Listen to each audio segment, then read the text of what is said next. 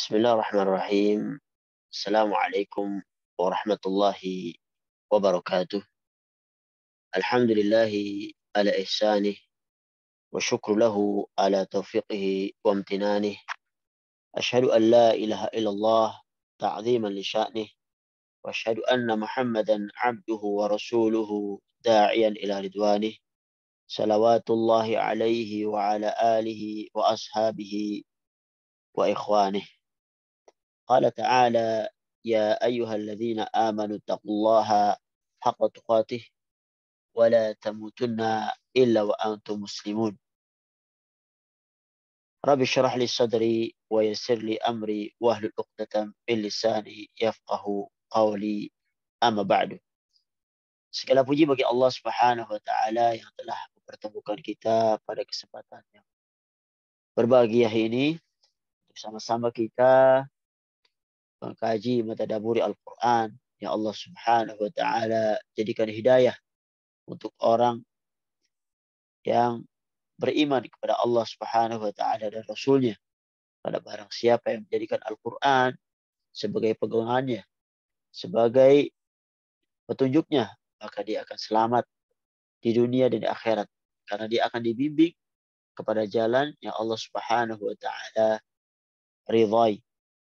Baik para hadirin dirahmati Allah Subhanahu wa taala, kita sekarang masih di juz yang 29 di surat Al-Jin bagian kedua ayat 16 sampai 28, yang mana pada pertemuan minggu lalu kita telah membahas ayat 1 sampai ayat 15. Surat Al-Jin ada surat yang Allah Subhanahu wa taala turunkan kepada nabinya sallallahu alaihi wasallam ketika beliau masih berada di Mekah. Jadi surat ini termasuk surat Makkiyah, yang mana topiknya berkisar tentang keimanan kaum jin, yang mana mereka beriman setelah mendengar Al-Quranul Karim yang Rasulullah Shallallahu Alaihi Wasallam bacakan di dalam sholat. Yang pada saat itu kafir Quraisy menolak beliau Shallallahu Alaihi Wasallam. Akan diriwayatkan di asbabun nuzul sebab turunnya ayat ini bahwasanya beliau Shallallahu Alaihi Wasallam ketika ditolak dakwanya oleh kafir Quraisy di negerinya sendiri di Mekah, kemudian mencoba berdakwah ke Taif, tapi apa yang terjadi? Malah beliau diusir dan diperlakukan dengan tidak terhormat, sehingga beliau harus keluar dengan keadaan terhina. Bahkan sebagian mereka melempari batu-batu kepada beliau Shallallahu Alaihi Wasallam sehingga keluar darah dari sebagian anggota tubuh beliau Shallallahu Alaihi Wasallam.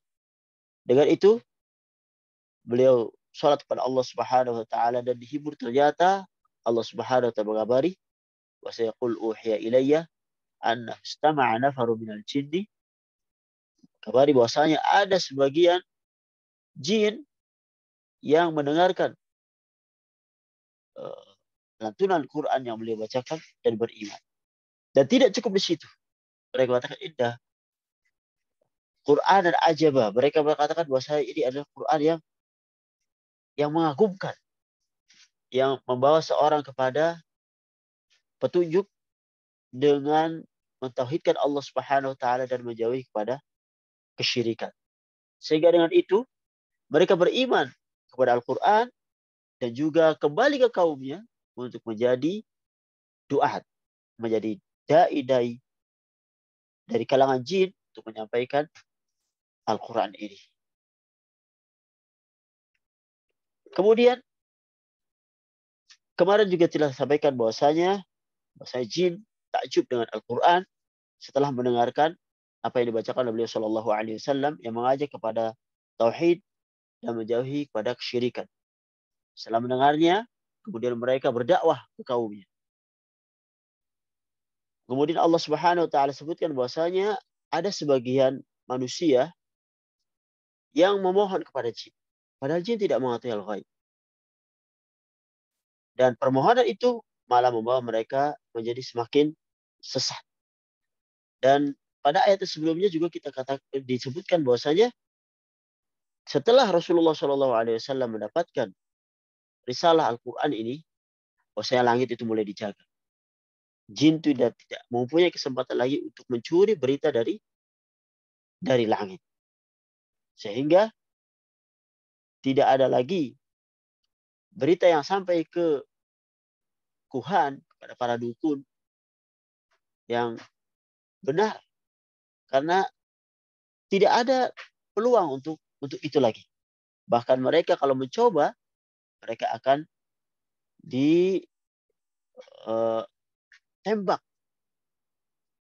atau diburu dengan pancaran panas api daripada bintang-bintang. Dan disebutkan bahwasanya juga jin itu beriman kepada hari akhir. Dengan mereka mengatakan kepada kaumnya bahwasanya mereka wa anna minal muslimuna wa minal qasid. Di antara kami itu ada yang muslim dan juga tidak ada, dan ada yang tidak muslim. Dan siapa yang beriman, maka dia taharraw rasyad, dia mendapatkan petunjuk. Sedangkan yang tidak beriman, maka dia akan menjadi li jahannam hattaba. Jadi bahan bakar daripada neraka jahannam. Karena memang wa ma khalaqtul jinna wal insa illa liya'budun. Tidaklah Allah menciptakan jin dan manusia kecuali untuk beribadah kepada Allah Subhanahu wa taala. Para hadirin rahmati Allah Subhanahu wa taala, itulah ringkasan kecil daripada 15 ayat yang telah kita ambil pada pertemuan yang lalu dari surat Al-Jin. Untuk sebelumnya, sebelum kita meneruskan, kita akan baca surat Al-Jin ayat 16 sampai ayat yang ke-28. Baik, saya share dulu untuk Qurannya. Baik. A'udzu billahi minasy syaithanir rajim. Bismillahirrahmanirrahim. وأن لو استقاموا على الطريقة لأسقيناهم ماء غدقا لنفتنهم فيه ومن يعرض عن ذكر ربه يسلكه عذابا صعدا وأن المساجد لله فلا تدعوا مع الله أحدا وأنه لما قام عبد الله يدعوه كادوا يكونون عليه لبدا قل إنما أدعو ربي ولا أشرك به أحدا قل إني لا أملك لكم ضرا ولا رشدا قل إني لن يجيرني من الله أحد ولن أجد من دونه ملتحدا إلا بلاغا من الله ورسالاته ومن يعص الله ورسوله فإن له نار جهنم خالدين فيها أبدا حتى إذا رأوا ما يوعدون فسيعلمون من أضعف ناصرا وأقل عددا قل إن أدري أقريب ما توعدون أم يجعل له ربي أمدا عالم الغيب فلا يظهر على غيبه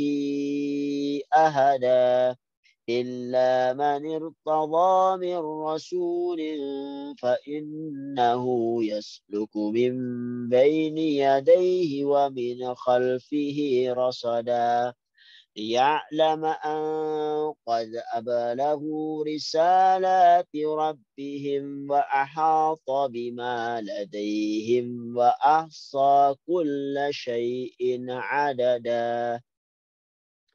Surat Al-Jin adalah surat yang ke-72 yang terdiri dari 28 ayat.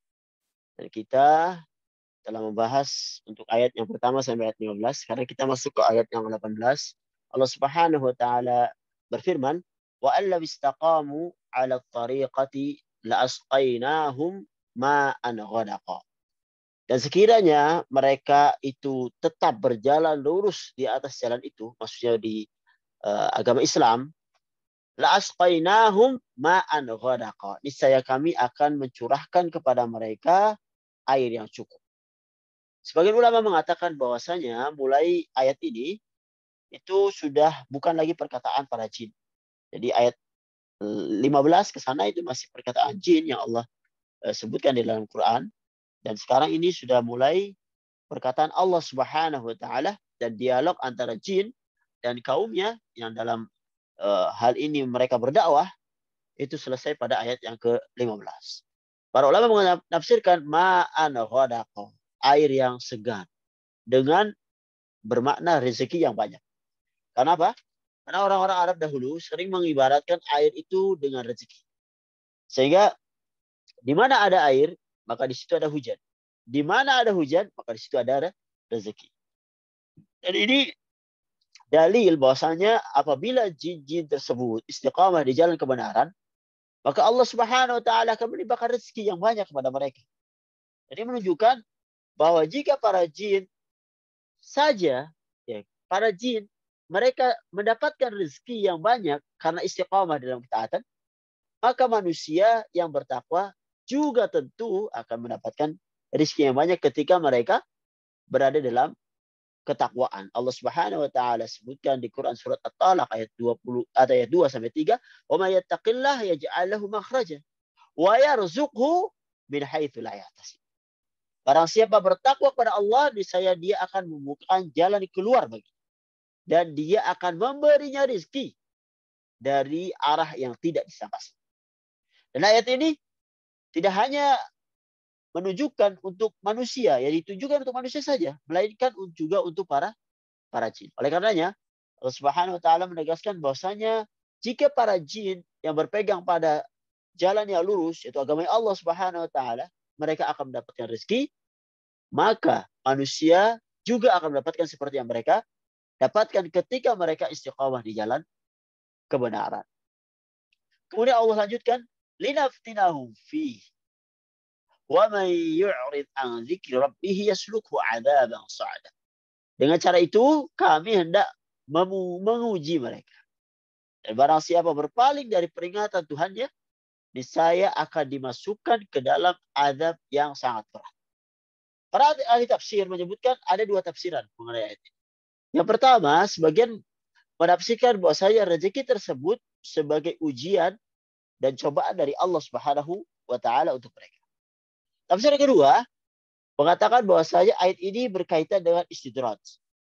Istidraj yaitu ketika mereka memaknai kata istaqamu pada ayat sebelumnya dengan tetap tegar di atas jalan kesesatan, artinya jika mereka tetap tegar di atas jalan kesesatan, maka Allah Subhanahu wa taala akan tetap memberi rezeki.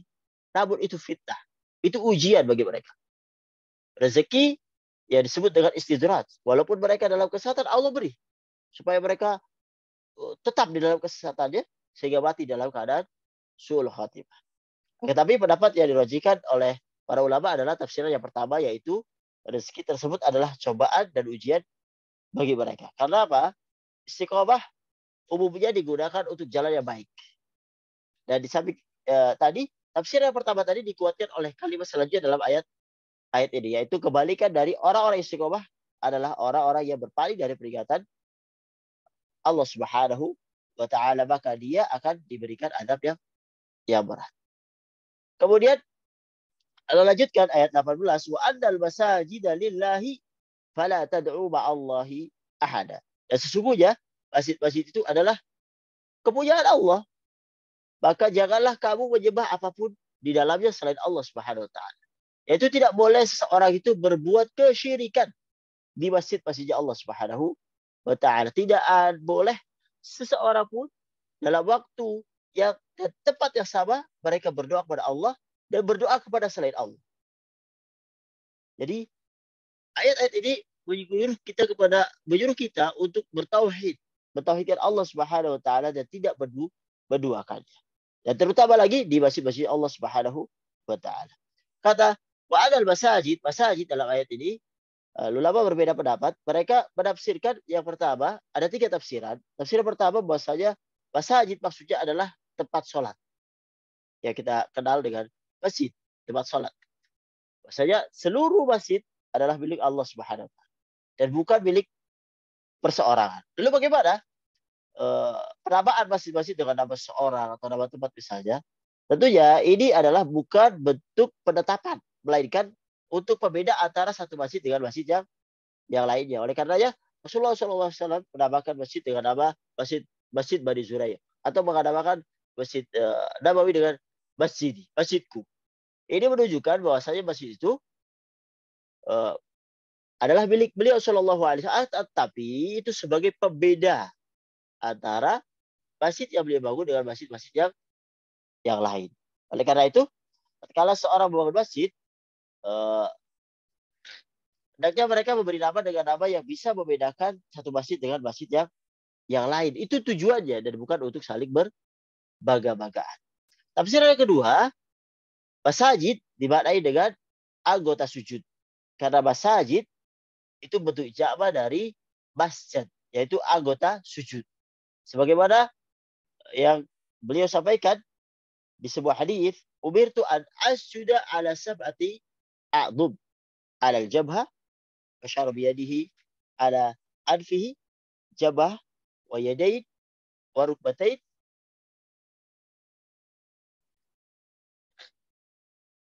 wa atrafil qadamaini wa la nakfita thiyaba wa sya'ar.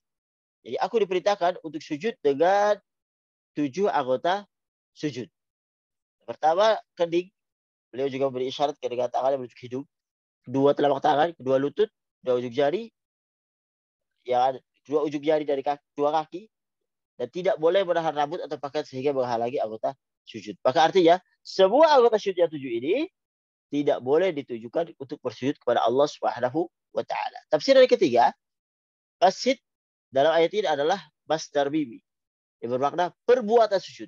Sehingga perbuatan sujud tidak boleh ditujukan kepada selain Allah Subhanahu wa taala. Intinya dari 3 penafsiran ini semua sepakat bahwasanya ayat ini menjelaskan tidak boleh adanya kesyirikan. Jadi barang siapa yang berdoa kepada Allah Subhanahu wa taala, dia tidak diperkenankan untuk berdoa kepada selain Allah Subhanahu wa taala karena selain Allah adalah makhluk dan makhluk tidak bisa memberi manfaat dan tidak bisa juga menolak mudarat. Maka dia harus berdoa hanya kepada Allah Subhanahu wa taala. Kemudian Allah lanjutkan wa annahu lamma qama Abdullah yad'uhu kanu yakununa alaihi libada. Dan sesungguhnya ketika hamba Allah, siapa itu hamba Allah? Nabi Muhammad sallallahu alaihi wasallam berdiri menyembahnya, sudah melaksanakan salat, mereka jin-jin itu berdesak-desakan mengerumuninya. Kanu yakununa alaihi libada. Allah Subhanahu wa taala membawakan ayat ini dengan menyebut beliau sallallahu alaihi wasallam Abdullah, hamba Allah.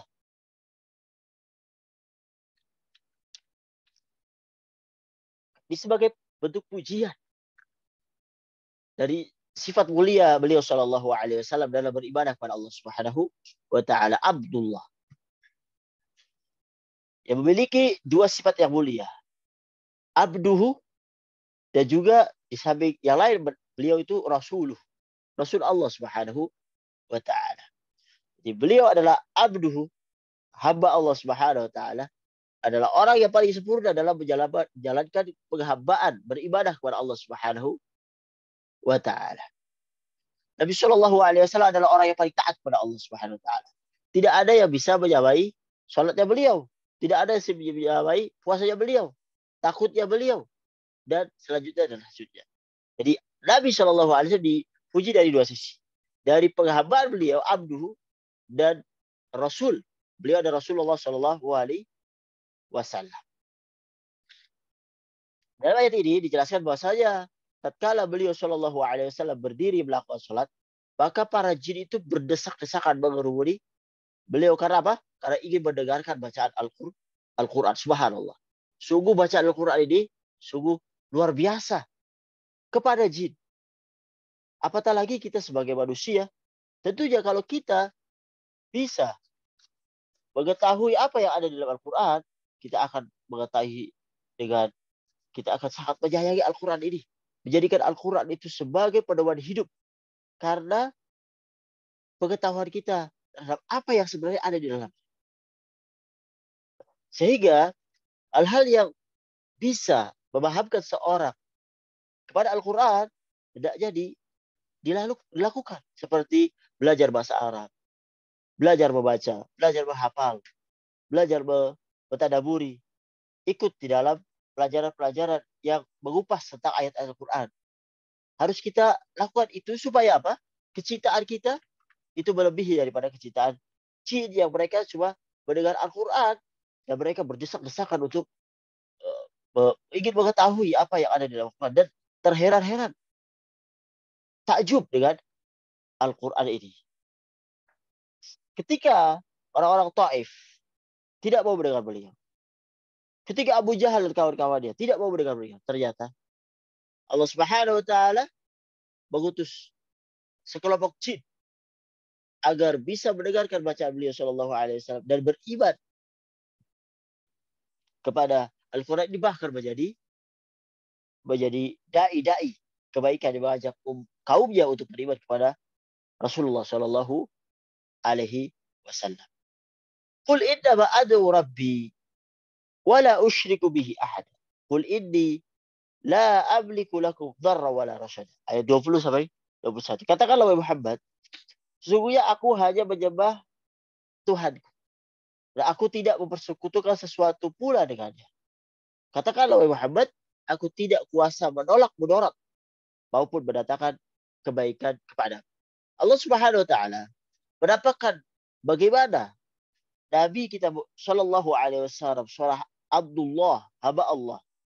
Sedangkan Allah Subhanahu Wa Taala menyebutkan bahwasanya beliau Shallallahu Alaihi Wasallam berdoa hanya kepada Allah Subhanahu Wa Taala, beribadah kepada Allah Subhanahu Wa Taala. Beliau tidak berbuat syirik kepada Allah Subhanahu Wa Taala. Bahkan beliau adalah manusia biasa. Beliau makhluk Allah Subhanahu Wa Taala. Beliau tidak bisa dan tidak mampu mendatangkan manfaat dan tidak bisa pula menolak mudarat untuk mereka semuanya. Nabi Muhammad Shallallahu Alaihi Wasallam tidak bisa mendatangkan kebaikan dan kemudaratan atas kehendaknya. Lalu bagaimana dengan yang di bawah beliau Shallallahu Alaihi Wasallam? Tentu lebih tidak bisa. Kalau Nabi Shallallahu Alaihi Wasallam yang merupakan pemimpin para Rasul tidak bisa memberi manfaat dan tidak bisa menolak mudarat, padahal beliau masih hidup loh. Mengatakan saya tidak bisa memberi manfaat, tidak bisa memberi mudarat. Apatah lagi misalnya yang lebih rendah daripada beliau seperti para wali yang dianggap wali-wali ataupun yang lain-lainnya. Bahkan yang lebih parahnya lagi, mereka yang telah meninggal dimintai oleh orang-orang yang mungkin belum mengetahui bahwasanya itu tidak bisa memberi manfaat dan tidak bisa menolak mudarat. Oleh karena itu ya, para hadirin yang dirahmati Allah Subhanahu wa taala, ayat ini dengan jelas mengatakan kita harus memohon langsung kepada Allah Subhanahu wa taala. Karena pada hakikatnya yang bisa mendatangkan manfaat atas doa-doa kita, menghilangkan mudarat yang sedang menimpa kita, hanya Allah Subhanahu wa taala. Bahkan Allah sebutkan di sebuah ayat, wa idza sa'alaka ibadi anni fa inni qarib. Apabila hambaku memohon berdoa, katakan kepadanya bahwa aku dekat.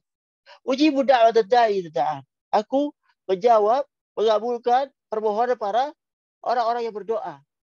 Allah yang mengabulkan. Jadi, mengapa kita berdoa kepada selain Allah Subhanahu wa taala? Bahkan Nabi kita Muhammad sallallahu alaihi wasallam sendiri itu berdoa kepada Allah Subhanahu wa taala. Oleh karenanya tidak diperkenankan kita untuk berdoa kepada selain Allah Subhanahu wa taala, apatah lagi meminta sesuatu yang kepada makhluk yang makhluk itu tidak mampu untuk memberikan apa kita mintakan. Kemudian Allah lanjutkan, "Qul inni la yujirani minallahi ahadun wa la ajida min dunihi multahada illa balaghan minallahi wa risalati wa man ya'sillaha wa rasulahu fa inna lahu nar jahannam khalidina fiha abada." Katakanlah wahai Muhammad, sesungguhnya tidak ada sesuatu pun yang dapat melindungiku dari azab Allah Subhanahu wa taala. Dan aku tidak akan memperoleh tempat perlindungan selain dari Allah Subhanahu wa taala. Aku hanya menyampaikan dari Allah dan risalahnya. Dan barang siapa mendurhakai Allah dan Rasulnya, maka sesungguhnya dia akan mendapat azab neraka jahanam khalidan fiha abada. Mereka kekal di dalamnya. Allah Subhanahu wa taala sebutkan di ayat ini, "Qul inni la yujirani minallahi ahadun wa la ajida min dunihi multahada." Katakan Muhammad kepada mereka, sungguhnya tidak ada suatu pun yang dapat melindungiku dari azab Allah Subhanahu wa taala. Dan tidak akan memperoleh tempat berlindung selain dari Allah Subhanahu wa taala. Nabi Muhammad sallallahu alaihi wasallam mengatakan bahwa saya tidak dapat menolak azab. Sekiranya beliau bermaksiat, kalau seandainya beliau sallallahu alaihi wasallam bermaksiat, beliau pun akan diazab oleh Allah Subhanahu wa taala.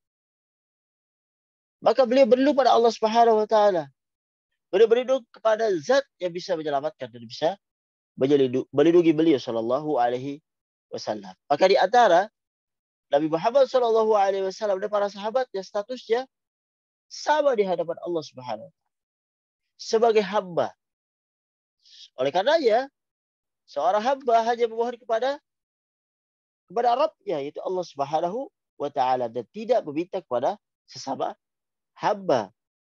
Kemudian Allah lanjutkan, "Illa balagha minallahi wa risalatihi." Aku hanya menyampaikan peringatan dari Allah dan risalahnya. Itu bahasanya beliau sallallahu alaihi wasallam adalah hamba Allah. Yang membedakan antara beliau dan yang lainnya adalah beliau itu diberikan amanah kerasulan untuk menyampaikan risalah dari Allah Subhanahu wa taala untuk seluruh manusia. Sedang orang yang bermaksiat, kafir terhadap Allah, kafir terhadap apa yang dibawa oleh beliau sallallahu alaihi wasallam, maka mereka diancam dengan azab neraka jahanam. Dan mereka akan kekal di dalamnya selama-lamanya. Jadi maksiat yang dimaksud di sini adalah kekufuran. Karena azab yang diberikan adalah neraka dan kekekalan di dalam. Dan tidaklah penghuni neraka jahanam itu kekal di dalamnya kecuali karena dia telah berbuat kekufuran kepada Allah Subhanahu wa taala. Kesyirikan pada Allah Subhanahu wa taala, dan dia belum bertobat sampai meninggal dunia. Hatta idza ra'au ma yu'aduna fasaya'lamuna man adhafu nasira wa aqallu adada. Sehingga apabila mereka melihat azab yang diancamkan kepadanya, maka mereka akan mengetahui siapakah yang lebih lemah penolongnya dan lebih sedikit jumlah. Yaitu apabila orang-orang Quraisy telah melihat azab yang diancamkan kepada mereka, mereka akan sadar bahwasanya mereka tidak bisa berbuat apa-apa lagi. Dan tidak ada yang bisa menolongnya kecuali Allah Subhanahu wa taala.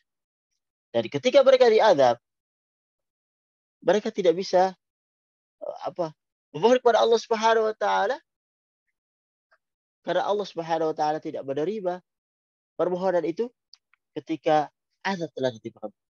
Apatah lagi kalau mereka tidak sempat bertobat dan mereka dibangkitkan dalam keadaan kufuran, penyesalan itu tidak berguna lagi ketika hari kiamat telah tegak di antara mereka.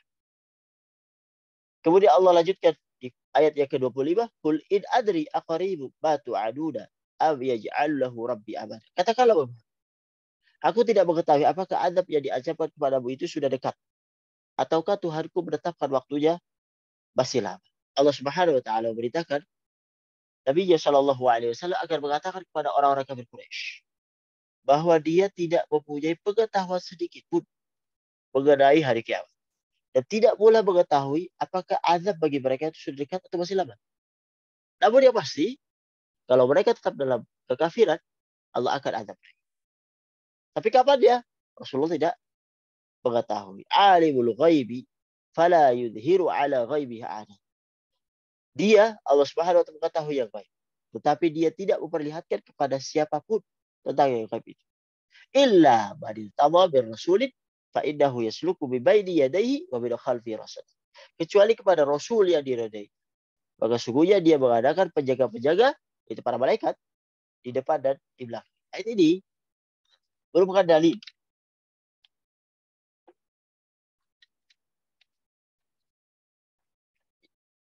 yang memberitahu kepada kita bahwa saja yang mengetahui ilmu gaib itu hanya Allah Subhanahu wa taala. Manusia tidak mengetahui, jin tidak mengetahui. Hanya saja Allah terkadang meridhoi sebagian rasulnya dari kalangan manusia, dari kalangan malaikat untuk mengetahui sebagian dari hal yang gaib itu atas izin Allah Subhanahu wa taala. Karena kita tidak mendapati para rasul itu tahu ilmu gaib. Karena sebagai bentuk mujizat yang ada pada mereka, sebagai bukti bahwasanya mereka adalah utusan Allah Subhanahu wa taala, mereka tidak mengetahui ilmu gaib. Tapi Allah Subhanahu wa taala yang memberikan pengetahuan kepada mereka. Kalau Allah tidak memberikan, maka mereka tidak mengetahui. Lalu bagaimana dengan orang-orang atau yang lebih rendah daripada kedudukannya daripada mereka, termasuk jin, tidak mengetahui ilmu yang gaib. Bukankah terdengar oleh kita kisah Nabi Sulaiman alaihissalam yang beliau menguasai tentang jin, yang mana pada saat itu tersebar bahwasanya bahwa jin itu mengetahui ilmu gaib pada zaman Nabi Sulaiman. Tapi Allah Subhanahu wa taala membongkar kedustaan. Sebagaimana mereka tidak mengetahui kematian Nabi Sulaiman, padahal Nabi Sulaiman ada di mana. Sebagaimana yang Allah Subhanahu wa taala gambarkan di Quran surat Saba ayat 14, "Falamma qadayna 'alaihi al-maut fadallahu 'ala mautihi illa dabbatul ardi ta'kulu min sa'atah." Maka ketika kami telah menetapkan kematian atas Nabi Sulaiman, tidak ada yang menunjukkan kematian kepada mereka kecuali rayap yang memakan tongkatnya Nabi Sulaiman. Falamma kharra tabayyana al-jinnu anna law kanu ya'lamuna al-ghaiba ma labithu fil 'adzabil muhin. Maka ketika Nabi Sulaiman itu tersukur jatuh, taulah jin itu bahwa sekiranya mereka mengetahui yang gaib, tentu mereka tidak tetap dalam siksa yang menghinakan ini. Jadi disebutkan bahwasanya Nabi Sulaiman setiap hari itu mengecek pekerjaan para jin. Suatu hari Nabi Sulaiman datang, kemudian beliau sholat. Ternyata ketika sedang sholat, Allah Subhanahu wa taala cabut ruhnya.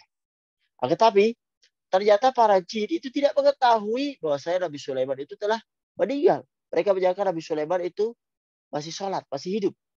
Sampai berbulan-bulan mereka kerja terus-menerus. Karena ada pengawasan dari Nabi Sulaiman yang sedang sholat. Ketika rayap itu memakan tongkat di mana Nabi Sulaiman bertumpu, maka ketika tongkat itu termakan oleh para rayap, beliau pun terjatuh, tersungkur.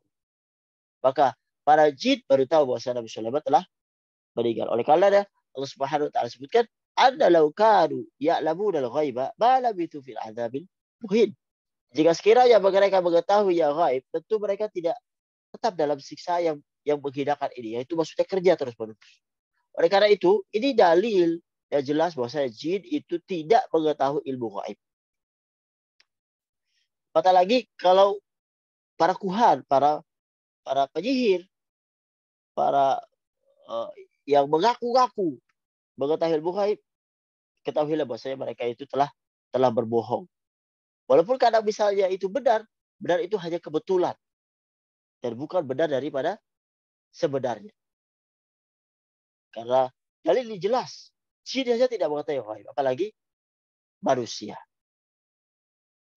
Para hadirin rahmati Allah Subhanahu wa taala. Jadi ilmu gaib hanyalah hak prerogatif Allah Subhanahu wa taala. Yang kadang-kadang diberitahukan kepada para rasulnya, tapi itu bukan terus-menerus, tetapi atas kehendak Allah Subhanahu wa taala. Dan ayat yang terakhir, liya'lama qad ablaghu risalati rabbihim wa hata bima ladayhim wa ahsa kulla syai'in adada.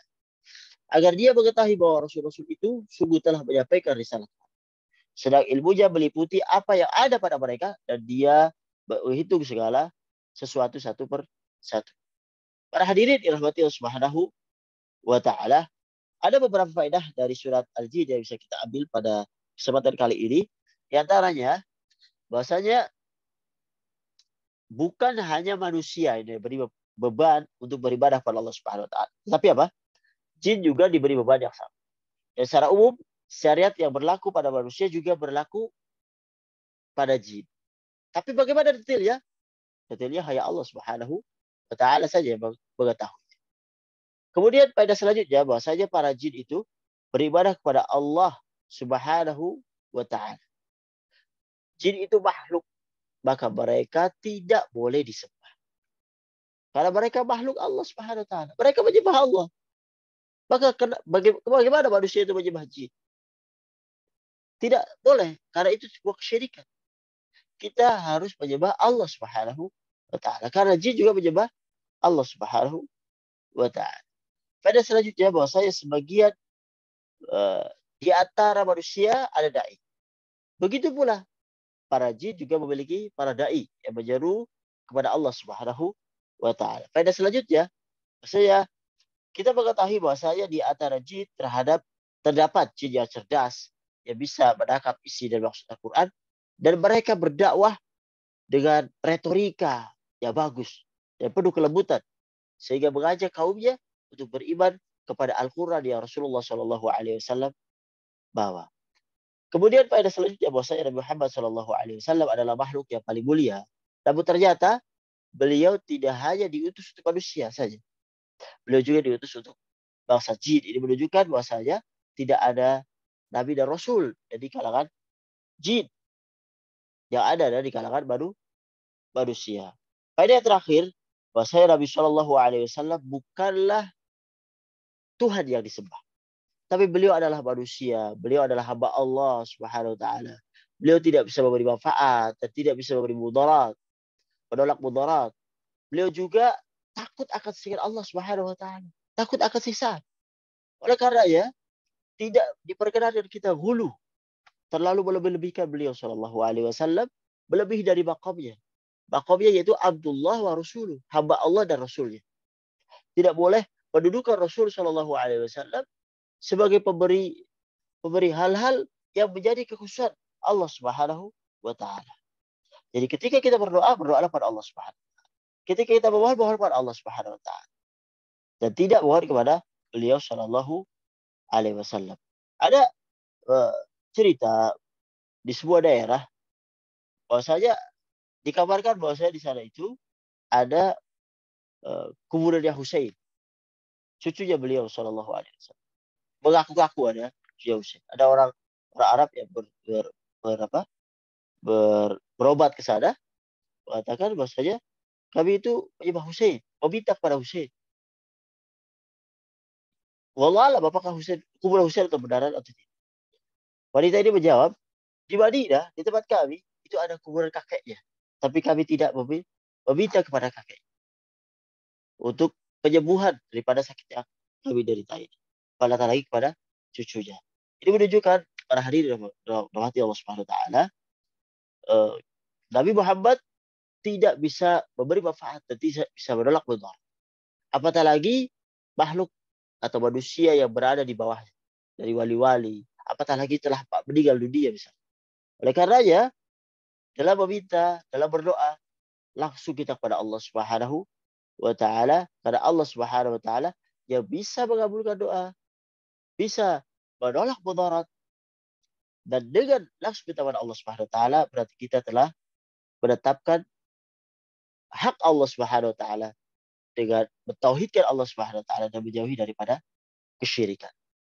Para hadirin yang rahmati Allah Subhanahu wa taala, mudah-mudahan yang sedikit ini bisa berfaedah, memberi pengetahuan kepada kita tentang hal-hal yang mungkin belum kita ketahui tentang ketauhidan kepada Allah Subhanahu wa taala, tidak menjadikan beliau sallallahu alaihi wasallam tempat meminta, tapi hanya meminta kepada Allah Subhanahu wa taala, dan mengetahui juga bahwasanya ada makhluk lain yang beribadah pada Allah Subhanahu wa taala yaitu para jin, sehingga kita juga semakin bersemangat. Ternyata bukan kita saja yang disuruh untuk beribadah pada Allah Subhanahu wa taala, tapi wa ma khalaqtul jinna wal insa illa liya'budun. Tidaklah Allah menciptakan jin dan manusia kecuali hanya beribadah pada Allah Subhanahu wa taala.